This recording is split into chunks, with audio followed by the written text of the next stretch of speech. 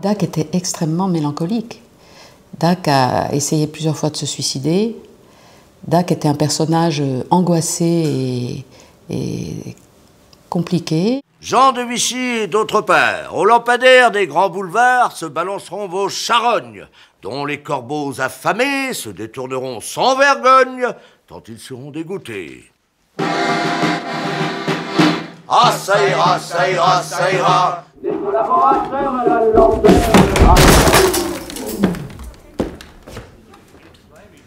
Vous perdez votre sang-froid pour ce clown? Ouais, il me met sur les nerfs. Vous pouvez pas comprendre. Jacques Pessis, qui est un auteur, producteur, journaliste, qui est en fait l'ayant droit de Pierre Dac, avait envie de travailler autour de Pierre Dac, son héros, son maître 63, comme il l'appelle. Il est venu avec différents projets, un projet de documentaire, un projet de fiction, portant sur différents moments de la vie de Pierre Dac. Je ne sais plus où il avait retrouvé ça, c'était à Londres, je crois. Des trucs étaient en train de tomber presque en poussière, c'est-à-dire que c'était toutes les archives de tout ce qui était passé à l'antenne pendant toute la guerre, en fait, de 40 à 44, mais nous on a pris que les 9 derniers mois. Donc ça nous donnait la structure aussi chronologique, c'est-à-dire quels étaient leurs vrais enjeux à ces gens-là, contre quoi ils se battaient vraiment, qu'est-ce qui était le plus important pour eux à ce moment-là. Je voyais l'évolution aussi du parcours de Pierre Dac à travers ces 9 mois. On avait des lignes dramaturgiques qui marchaient très bien, qui étaient d'abord le succès de Pierre Dac, puis son retrait, son échec relatif, et sa remontée en puissance au moment de la grande lutte avec Henriot. Donc on avait un axe dramatique sur la radio qui était très fort, et puis on avait un axe romantique, romanesque et amoureux qui était très fort aussi, et les deux étaient vrais, donc on n'avait rien besoin d'inventer à ce niveau-là.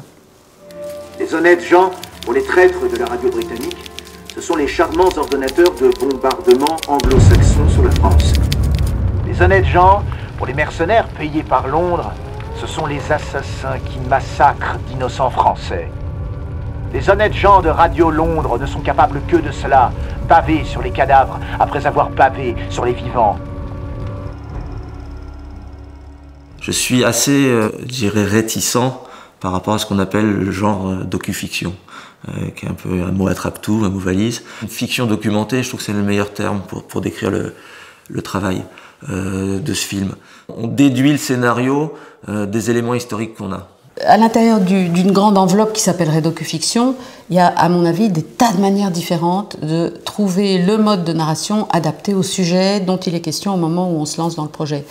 Je pense que pour Pasteur, que j'ai fait dernièrement, on a trouvé un système de narration. Pour Marie Curie, il est légèrement différent.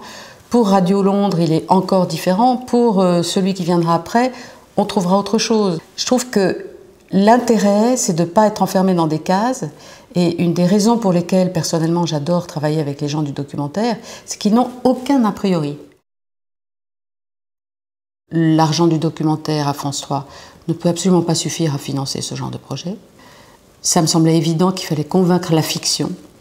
Moi, je venais d'une expérience sur France 2 où l'unité de Fabrice Puchot a probablement plus d'argent ou fait des choix éditoriaux différents, mais je pense à plus d'argent.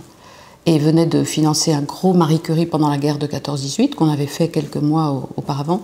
Donc, je savais à peu près l'argent dont on avait besoin, au minima. Et Dana m'a tout de suite dit que seule, elle ne pourrait pas le faire. Et comme Dana et Anne s'entendaient bien, avaient envie de faire des choses ensemble, ça je le savais par ailleurs, je me suis dit pourquoi ne pas tenter de les convaincre toutes les deux. J'avais visité il y a quelques années le Grand Décor, qui est la radio belge, le Flaget, qui est un monument historique magnifique, art déco, qui est le Grand Décor qui joue Radio Londres. Et je connaissais ce bâtiment. Donc très vite, j'ai vu qu'on pouvait tourner là, et je l'ai proposé à Laurent, qui a tout de suite acheté. Londres, on savait qu'à Bruxelles, on pourrait le faire. Donc l'attraction Bruxelles a été essentiellement au départ ce Grand Décor. Et du coup, on savait qu'en gros, on pouvait avoir les moyens pour le faire. Après, Laurent a plutôt, c'est vrai, tiré vers la fiction, et j'en suis enchantée. Un coup de main pour la valise? On laisse. Elle est aux 3/4 pleine de vide, et aux 3/4 vide de plus. Ça fait plaisir d'entendre ton humour. Mais je suis pas sûr que tout le monde va l'apprécier. Il y en a qui rêvent de transformer la radio en caserne. Tu me diras, en temps de guerre, c'est un peu normal, non? Et quand est-ce que tu passes à l'antenne? Il va falloir me laisser un peu de temps. Faut que je trouve ma place. Ta place, je comprends pas, t'as qu'à faire du DAC. Pour moi, le critère essentiel, c'est quelle forme d'esprit on va représenter à l'écran. Quelle logique psychologique on va représenter à l'écran. Chercher dans les acteurs des gens qui dégagent cette forme de logique et qui remplissent. En casting, il y a un terme que j'aime bien, c'est la fonction narrative. C'est important pour tout personnage dans un film, mais pour un personnage historique, il a des fonctions historiques à remplir après dans le film, et ça on peut encore moins les trahir quelque part, c'est pas grave si finalement on fait dévier notre personnage, il est plus tel qu'on l'imaginait, mais on va pouvoir un peu bouger le scénario, et puis on va réadapter en fonction parce qu'on a trouvé finalement quelqu'un qui remplit pas exactement cette fonction, mais il remplit une autre un peu différente, on modifie le scénario, et on récupère quelque part le potentiel de cet acteur qui nous a plu. Pour un personnage historique, on n'a pas cette latitude. On avait tous les deux envie, c'est lui qui a impulsé ça, mais je l'ai entièrement suivi, d'un comédien qui ne serait pas un comédien, qui serait quelqu'un, d'un personnage qui serait proche de Dac.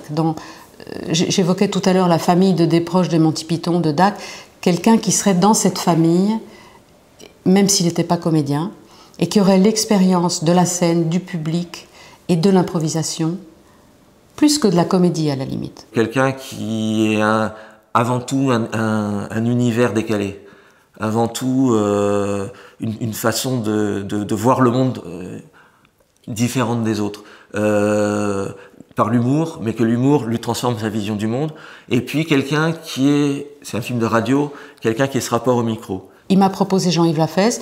Moi j'étais une grande cliente des Impostures dans les années 80, mais grande cliente.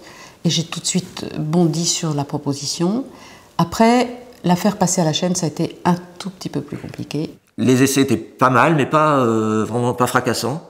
Ils m'ont dit, ouais, il est très touchant en fait. Donc ça, ils l'ont pigé tout de suite. Et ils m'ont dit, ouais, ok, il y a un gros boulot. Mais on sait comment tu diriges les comédiens, on te fait confiance. On avait très peu de temps de tournage. Et que je sais qu'avec du temps de tournage, on arrive toujours à travailler, et je sais que là j'allais faire beaucoup de plans séquences, c'est-à-dire on arrive à travailler en découpant beaucoup, parce qu'on prend, là il a dit bien cette phrase, là il dit bien ce truc-là, on reconstitue. J'avais pas le luxe de le faire sur ce film-là, donc je savais que je me mettais en danger par rapport à ça. Mais en même temps, je préférais de toute façon me mettre en danger, même s'il n'avait pas été excellent, et de préserver cette sincérité. Tout naturellement, il s'est glissé dans un personnage qui n'est pas Pierre Dac lui-même, encore une fois, il n'a pas essayé de le copier, à quelques détails près, parce que quand il a enregistré les chansons, par exemple, on mettait le ton de Dac dans l'oreille de Jean-Yves, et Jean-Yves avait le même style de gouaille, mais cette gouaille qu'il a, elle est dans la vie tout à fait naturelle. Bourdin m'a convaincu. Vous devez tenter votre chance contre Henriot. La chance.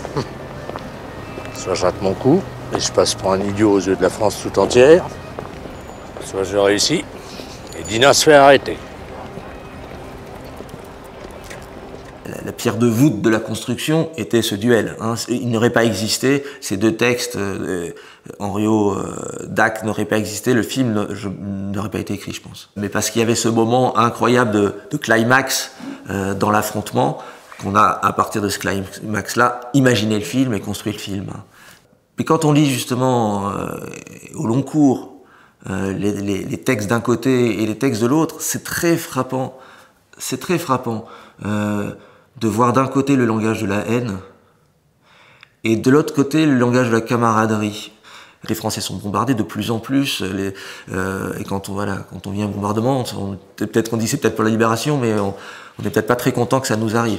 Et il y avait un vrai danger, même s'il a été, il y avait un vrai danger bolchevique qui était Staline derrière, parce que c'était pas non plus, c'est un monstre qui a été battu par un autre monstre finalement la Seconde Guerre mondiale. Donc là-dessus, il y a un discours où ils utilisent des arguments qui peuvent vraiment porter, qui ont une forme de logique.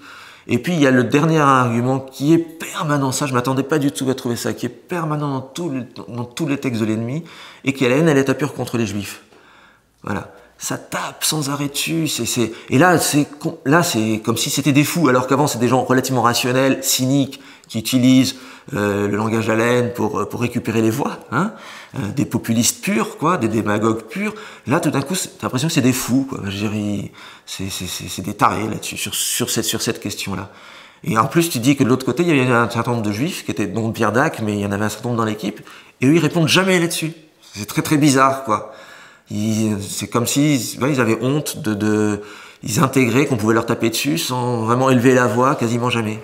Il faut que vous sachiez que même si les soviets battaient l'Allemagne, ils réduiraient la France à la misère et à la ruine. Et au moment où le bolchevisme, enjambant les océans, les continents et les mers, plante partout le drapeau rouge et clame déjà sa victoire, prenons l'habitude de rendre son sens plein à un hymne national qu'ils n'ont plus le droit de chanter à Alger. Là, on est dans l'histoire. On lit l'histoire, on se dit, ouais, c'est l'histoire, c'était il y a longtemps, c'est un truc incroyable, comment ça a pu arriver, tatati. Et puis, on fait la préparation, c'est les municipales. Et puis, tu regardes les infos, les blogs, machin écrit un tel, et puis les gens réagissent en bas. C'est plus la radio, c'est plus la officielle, on n'est pas en guerre. Et puis, tu vois les mêmes tournures de phrases apparaître, tu vois la même haine s'exprimer. De la même façon, on dit pas le juif, mais on l'appelle différemment. On dit pas machin, mais on tourne. Mais c'est les mêmes arguments, le même populisme qui est repris. Et voilà, et tu comprends que c'est pas du tout de l'histoire ancienne. Pas du tout, du tout.